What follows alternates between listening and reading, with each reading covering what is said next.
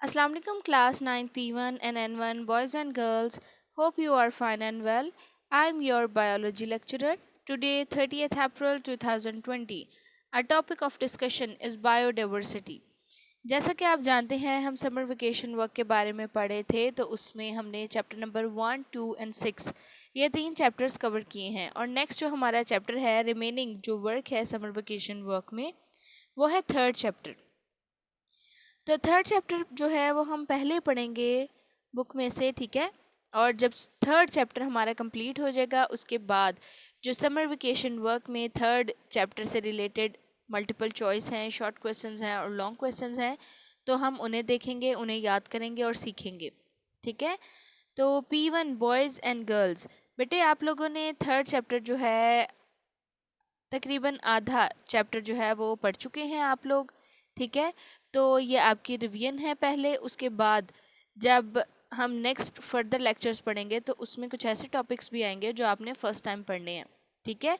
और N1 boys and girls, बेटे आप लोग जो हैं आपने ये चैप्टर स्टार्टिंग से पढ़ना है क्योंकि आपने पहले ये चैप्टर नहीं पढ़ा हुआ है।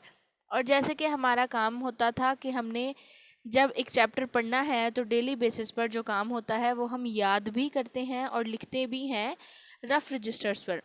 और उसके अलावा कुछ ऐसे इंपॉर्टेंट शॉर्ट क्वेश्चंस, टेबल्स या इंफॉर्मेशंस और डायग्राम्स ऐसी होती हैं जो कि मैं आपको बायोलॉजी की नीट नोटबुक जो है उस पर लिखने के लिए कहती हूँ। तो बिल्कुल वैसे ही मैं आपको बता दिया करूँगी।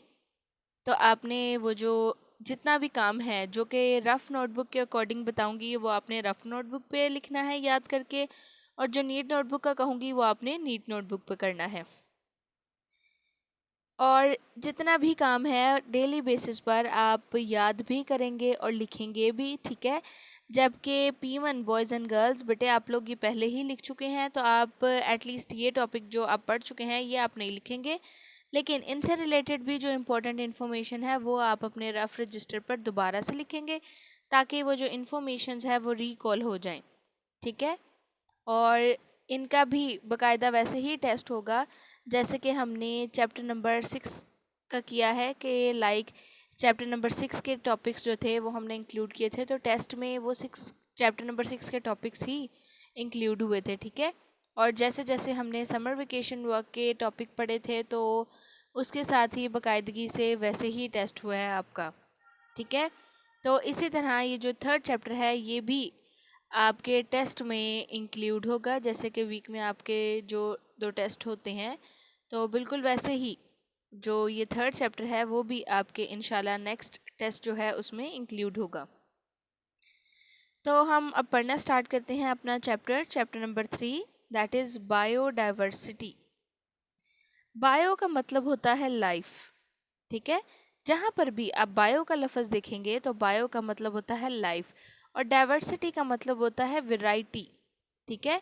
वैरायटी स्पीशीज़ के अंदर और डिफरेंट स्पीशीज़ के दरमियान, तो उस वैरायटी को स्टडी करना, ठीक है, वो कहलाता है बायोडाइवर्सिटी। के जब हम डिफरेंट वैरायटीज़ देखते हैं लिविंग ऑर्गेनिजम्स की, हम उन्हें स्टडी करते हैं तो वो कहलाते हैं बायोडाइवर्सिटी, ठीक है।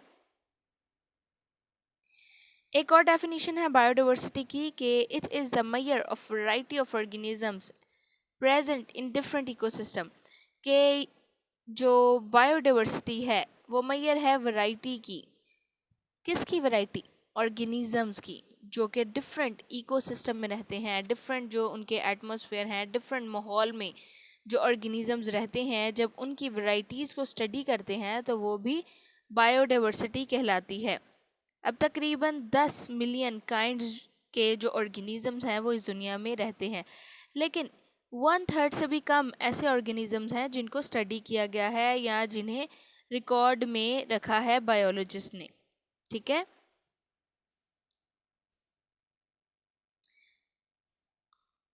अब डाइवर्सिटी जो है वो हमारे पास दो तरह की होती है, लाइक प्लांट्स और एनिमल्स।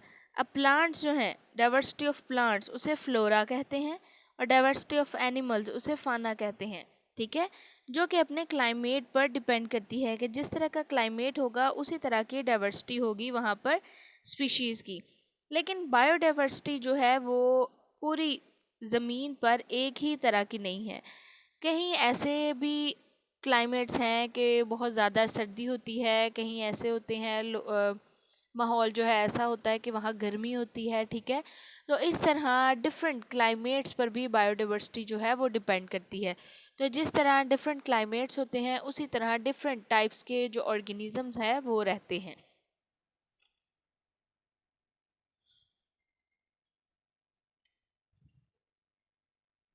नेक्स्ट है सिग्निफिकेंस, इम्पोर्टेंस ऑफ बायोडाइवर्सिटी। क्या फ़वाइद हैं बायोडाइवर्सिटी के, ठीक है। तो सबसे पहले बायोडाइवर्सिटी जो है वो फूड देती है फॉर ह्यूमंस, ठीक है। बायोडाइवर्सिटी जो है वो प्रोवाइड करती है फूड्स ह्यूमंस के लिए। नेक्स्ट है कि वो ड्रग्स और मेडिसिन्स जो हैं वो भी बायोडाइवर्सिटी के थ्रू ही हम डिराइव करते हैं। लाइक एक ह्यूज प्रोपोर्शन है ड्रग्स का जो कि ड्राइव किया जाता है, अखज़ किया जाता है डायरेक्टली और इनडायरेक्टली फ्रॉम बायोलॉजिकल सोर्सेज, ठीक है। A wide range of industrial materials, और बहुत ज़्यादा रेंज में जो इंडस्ट्रियल मटेरियल्स होते हैं वो भी ड्राइव किए जाते हैं, वो भी अखज़ किए जाते हैं फ्रॉम प्लांट्स। उनमें बिल्डिंग मटेरियल्स आ जाते हैं, fibres, dyes, resins, gums, rubber, oil, ठीक है।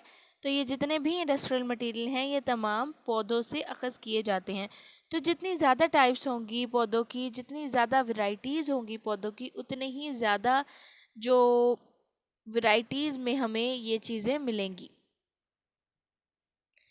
बायोडाइवर्सिटी का एक वो और बहुत इम्पोर्टेंट रोल है कि वो इकोसिस्टम को बनाने और उसे मेंटेन करने में बहुत हेल्पफुल रोल प्ले करता है, ठीक है। और इसके अलावा जो जितने भी हमारे एटमॉस्फेयर में और या वाटर सप्लाई से रिलेटेड जितनी भी पार्ट्स हैं, ठीक है, जितने भी केमिकल्स हैं वो सब रेगुलेट होते हैं, ठीक है। यानी उन सब को मेंटेन भी करती है हमारी बायोडाइवर्सिटी। और इसी तरह बायोडाइवर्सिटी की वजह से रिसाइकलिंग भी होती है न्यूट्रिएंट्स की, ठीक है। रिसाइकलिंग का मतलब है कि दोबारा से उन न्यूट्रिएंट्स का उसी फॉर्म में आ जाना, ठीक है, जिस फॉर्म में वो प्रोड्यूस हुए थे। और इस लिहाज से जो हमारी ज़मीन है वो भी बहुत ज़रख़ेज़ हो जाती है। तो ये तमाम पॉइंट्स जो थे ये इम्पोर्टेंस थी, सिग्निफिकेंस थी बायोडाइवर्सिटी की। और जो इम्पोर्टेंस ऑफ बायोडाइवर्सिटी है ये मोस्ट इम्पॉर्टेंट शॉर्ट क्वेश्चन है, ठीक है। और बोर्ड के पॉइंट ऑफ व्यू से भी ये मोस्ट इम्पॉर्टेंट है। नेक्स्ट है क्लासिफिकेशन, एम्स एंड प्रिंसिपल, ठीक है। नेक्स्ट जो हमारा टॉपिक है वो है क्लासिफिकेशन, एम्स एंड प्रिंसिपल। अब बायोडाइवर्सिटी के थ्रू जब हम देखते हैं कि इतने ऑर्गेनिजम्स हैं इस दुनिया में, बहुत ज़्यादा प्लांट्स और एनिमल्स हैं, तो उन्हें किस तरह क्लासिफाई किया जाता है, उनकी किस तरह ग्रुपिंग की जाती है। तकरीबन 1.5 मिलियन काइंड्स के एनिमल्स और 0.5 मिलियन टाइप्स के प्लांट्स जो हैं वो बायोलॉजिस्ट ने डिस्कवर कर लिए हैं, ठीक है। और इनकी डिफरेंट और सिमिलर करेक्टरिस्टिक्स की बेस पर, ठीक है, कि क्या इनमें खसूसियात ऐसी थी जो एक जैसी थी और क्या खसूसियात जो डिफरेंट थी जिसके बेस पर इसकी क्लासिफिकेशन की गई, यानी इसकी ग्रुपिंग की गई। तो वो हमने आज पढ़ना है कि क्या एम्स और प्रिंसिपल्स थे क्लासिफिकेशन के, क्या उनकी बेसिस थी जिसकी बेस पे ऑर्गेनिजम्स को डिवाइड किया गया। तो सबसे हम पहले हम पढ़ेंगे बायोलॉजिकल क्लासिफिकेशन, कि बायोलॉजिकल क्लासिफिकेशन क्या होता है। Method by which biologist divide organisms into groups and सब ग्रुप्स। तो बायोलॉजिकल क्लासिफिकेशन वो मेथड है जिसमें बायोलॉजिस्ट ने ऑर्गेनिजम्स को, जानदारों को तकसीम किया उनके ग्रुप में और सब ग्रुप्स में, ठीक है। नेक्स्ट है टेक्सोनोमी। टेक्सोनोमी, जैसे कि आपने फर्स्ट चैप्टर में भी टेक्सोनोमी के बारे में पढ़ा था कि टेक्सोनोमी वो ब्रांच है बायोलॉजी की जो कि क्लासिफिकेशन ऑफ ऑर्गेनिजम्स को डील करती है, यानी जिसमें हम देखते हैं कि ऑर्गेनिजम्स की किस तरह क्लासिफिकेशन हुई है, कैसे ऑर्गेनिजम्स जो हैं उनके डिफरेंट ग्रुप्स बनाए गए हैं, ठीक है। नेक्स्ट है सिस्टमैटिक्स। सिस्टमैटिक्स क्या है? सिस्टमैटिक्स वो ब्रांच है जो कि डील करती है क्लासिफिकेशन को and also traces the evolutionary history of organisms. और जो ऑर्गेनिजम्स की हिस्ट्री है, लाइक उनकी एवोल्यूशन से रिलेटेड, कि उनका इर्तिका कब हुआ, कैसे हुआ, ठीक है, यानी उनके आबाओ अजदाद से लेकर अब तक जो उनकी लाइफ की हिस्ट्री है, उनके ट्रेसेस को देखते हैं, तो उसे कहते हैं सिस्टमैटिक्स। अब टेक्सोनॉमी और सिस्टमैटिक्स ऑल्दो दोनों ही क्लासिफिकेशन को डील करते हैं, लेकिन टेक्सोनॉमी में हम सिर्फ क्या करते हैं कि ऑर्गेनिजम्स की सिमिलैरिटीज़ और डिसमिलैरिटीज़ को देखते हैं, ठीक है, और ग्रुपिंग कर देते हैं। जबकि सिस्टमैटिक्स में हम देखते हैं कि उनके आबाओ अजदाद कैसे थे, यानी वो ऑर्गेनिजम्स किस तरह अपने, अगर वो पहले चले जाएं उनके फोर फादर्स की तरफ, तो वो किन से ज़्यादा रिलेट करते थे, ठीक है, कि उनकी एवोल्यूशनरी हिस्ट्री जो है वो क्या थी। Now AIIMS of classification. तो पहला एम जो है क्लासिफिकेशन का वो क्या है? पहला एम है to determine the similarities and differences, के सिमिलैरिटीज़ यानी एक जैसी एंड डिफरेंसेस और अलग अलग खसूसियात को देखना, ठीक है, ताकि हम उन्हें, उन ऑर्गेनिजम्स को आसानी से स्टडी कर सकें। तो ये पहला एम है क्लासिफिकेशन का, कि हम क्यों करते हैं क्लासिफिकेशन, ठीक है। क्लासिफिकेशन हम इसलिए करते हैं ताकि हम ऑर्गेनिजम्स की जो एक जैसी खसूसियात हैं और जो मुख्तलिफ खसूसियात हैं उन्हें देख सकें और उन्हें आसानी से स्टडी कर सकें। Next aim, the second aim of classification is to find evolutionary relationship, कि हमने देखने हैं कि जो ऑर्गेनिजम्स हैं उनकी क्या एवोल्यूशनरी रिलेशनशिप हैं अमंग ऑर्गेनिजम्स, ठीक है, कि वो किस तरह अपने आबाओ अजदाद से मिलते हैं, ठीक है, कौन से ऐसे हैं जिनके फोर फादर जो हैं वो सेम ही हैं, जिनका कॉमन ओरिजिन है, ठीक है, और बाद में उनमें मॉडिफिकेशन आती गई और वो डिफरेंट ऑर्गेनिजम्स में कन्वर्ट होते गए, ठीक है। तो ये दोनों जो हैं ये एम्स हैं क्लासिफिकेशन के। Next is basis of classification. अब क्लासिफिकेशन की बेस क्या है, बुनियाद क्या है क्लासिफिकेशन की, ठीक है। पहले हमने पढ़ा कि उसके एम्स क्या थे, अब हमने पढ़ना है कि क्लासिफिकेशन की बेसिस क्या है। तो क्लासिफिकेशन बेस्ड करती है ऑर्गेनिजम्स के रिलेशनशिप को, ठीक है, और ऑर्गेनिज्म का जो रिलेशनशिप है वो हमारे पास आता है उनकी सिमिलैरिटीज़ को देख कर के, उनमें क्या क्या खसूसियात ऐसी हैं जिनमें सिमिलैरिटीज़ हैं, जो एक जैसी खसूसियात हैं, ठीक है। यानी ऑटोमेटिकली हम ऐसे ही ऑर्गेनिजम्स को इकट्ठा देखेंगे जो कि बिल्कुल एक जैसे होते हैं, ठीक है।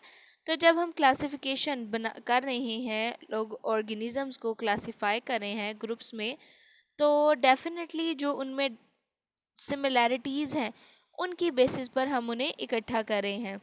लाइक अगर ये आप ये एग्जांपल देखें कि sparrows are more closely related to pigeons than to insects. अब स्पैरोज हैं, स्पैरोज के भी विंग्स होते हैं, पिजन्स के भी विंग्स होते हैं, ठीक है। तो हम इस बेस पे कह देते हैं कि जो स्पैरोज है वो पिजन्स के साथ मोर क्लोजली रिलेटेड हैं दैन टू इंसेक्ट्स, ठीक है, हशरात से ज़्यादा जो स्पैरोज और पिजन्स हैं वो एक दूसरे के साथ लिंक करती हैं। इसका मतलब है कि हो सकता है कि ये जो स्पैरोज और पिजन्स हैं उनके आबाओ अजदाद जो थे, उनके फोर फादर्स जो थे वो सेम हो, कॉमन हो, ठीक है। तो जब बायोलॉजिस्ट क्लासीफाई करते हैं ऑर्गेनिजम्स को ग्रुप और सब ग्रुप्स में, तो वह देखते हैं सिमिलैरिटीज़। अब वो सिमिलैरिटीज़ जो हैं वो उनके जो एक्सटर्नल स्ट्रक्चर्स है उसमें भी देखते हैं, जो इंटरनल स्ट्रक्चर है उनमें भी देखते हैं, क्योंकि जब समटाइम्स ऐसा होता है कि एक्सटर्नल स्ट्रक्चर्स जो हैं वो सेम होते हैं लेकिन इंटरनल डिफरेंट होते हैं, तो वो ऑर्गेनिज़म एक ही ग्रुप में नहीं रखे जा सकते। इसी तरह अगर ऑपोजिट सिचुएशन हो जाए तब भी ऑर्गेनिजम्स को एक ग्रुप में नहीं रखा जा सकता। तो सिर्फ वही ऑर्गेनिजम्स को हम एक ग्रुप में रखेंगे जिनके एक्सटर्नल और इंटरनल स्ट्रक्चर जो हैं वो सिमिलर होंगे। और अब मॉडर्न जेनेटिक्स ने हमारे पास टेक्सोनोमिस्ट को एक नई इंफॉर्मेशन प्रोवाइड की है कि वो डीएनए के थ्रू भी सिमिलैरिटीज़ और डिफरेंसेस जो हैं उनको स्टडी कर सकते हैं, ठीक है। यानी डीएनए जो है उसे यूज़ करते हैं to study the similarities and differences among और बिटवीन डिफरेंट ऑर्गेनिजम्स, ताकि हमें डिफरेंट ऑर्गेनिजम्स के स्ट्रक्चर्स और फंक्शन से रिलेटेड जो इंफॉर्मेशन है वो पता चलती रहेगी। Okay class, now take out your page 31। Page number 31 निकालें।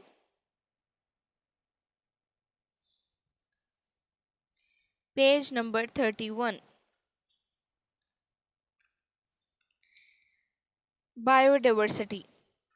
बायोडाइवर्सिटी की फर्स्ट लाइन से आप अंडरलाइन करेंगे, the term biodiversity has been derived from bio and diversity. ठीक है, तो अब इसके आगे आप खुद से लिखेंगे बायो मीन्स लाइफ। ठीक है, ये जो लाइन है ये आपकी बुक पे नहीं लिखी हुई है, तो ये आप खुद लिखेंगे, बायो मीन्स लाइफ एंड यहाँ तक। ठीक है, यहाँ तक खुद लिखेंगे, बायो मीन्स लाइफ एंड, और आगे डाइवर्सिटी से है, diversity means variety with in species and among species. ठीक है,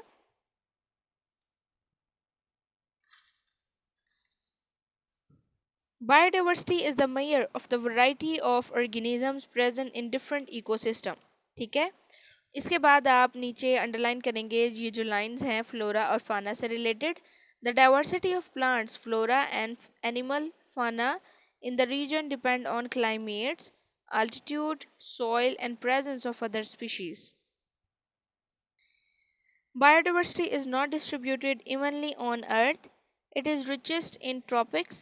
Temperate region also have many species while there are fewer species in polar region। ठीक है, तो ये जो पैराग्राफ है ये एमसीक्यूज के लिए इम्पोर्टेंट है कि कहाँ पर ज़्यादा स्पीशीज़ होती हैं और कहाँ पर कम स्पीशीज़ हैं। उसके बाद ये जो नीचे वाला पैराग्राफ है कि biodiversity found on earth today is the result of 4 billion years of evolution, के 4 बिलियन ईयर्स की जो एवोल्यूशन थी उसकी वजह से जो आज हम बायोडाइवर्सिटी को देख रहे हैं हमारी अर्थ में। ठीक है, the origin of life is not well known to science, though limited evidences suggest that until 600 million years ago all life consisted of bacteria and similar unicellular organisms। तो ये पैराग्राफ जो है ये एमसीक्यूज के लिए इम्पोर्टेंट है। ठीक है, कि 4 बिलियन ईयर्स पहले जो एवोल्यूशन स्टार्ट हुई थी, ठीक है, वो आज की जो बायोडाइवर्सिटी है उसकी वजह से है, और इसके अलावा 600 मिलियन ईयर्स पहले जो लाइफ थी वो एग्जिस्ट करती थी, और उनमें मोस्टली बैक्टीरिया एंड यूनिसेलुलर होते थे, यूनिसेलुलर ऑर्गेनिजम्स, यानी जो सिंगल सेल पर बेस करते थे जिनकी life. Now take out your page 32। Importance of biodiversity. Biodiversity provide food for humans. A significant proportion, significant कहते हैं huge, बहुत ज़्यादा मिकदार में। ठीक है, a significant proportion of drugs are derived directly or indirectly from biological resources. A wide range of industrial material, for example, building material, fibers, dyes, resins, gums, adhesives, rubber, and oil, are derived directly from plants. Biodiversity plays important role in making and maintaining ecosystem. It plays a part in regulating the chemistry of our atmosphere and water supply. Biodiversity is directly involved in recycling nutrients and providing the fertile soil। ये complete जो दोनों paragraph है ये आपने करने हैं importance of biodiversity में, ये मोस्ट इम्पॉर्टेंट है। ठीक है, शॉर्ट क्वेश्चन और एमसीक्यू के हवाले से भी ये इम्पॉर्टेंट है। Next, now take out your page 33। Page number 33 निकालें।